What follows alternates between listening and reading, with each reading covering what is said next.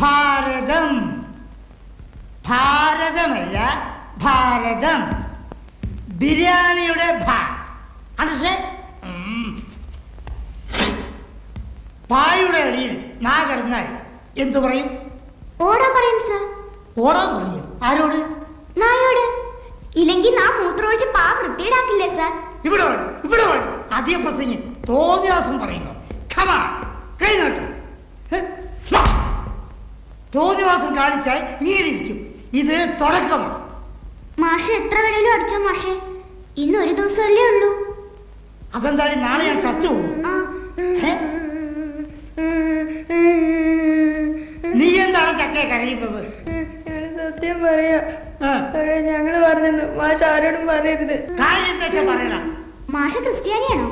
ആണെങ്കിൽ അതാണ് അറ്റിങ്ക് കുരിശുണ്ടാക്കാൻ പറഞ്ഞേ. കുരിശോ? കാര്യം പറയണി. ഇന്ന് രാത്രി മാഷ കൊല്ലും. ഞങ്ങളുടെ വല്യപ്പൻ കരിമ്പൂതം. അതെന്തിന്?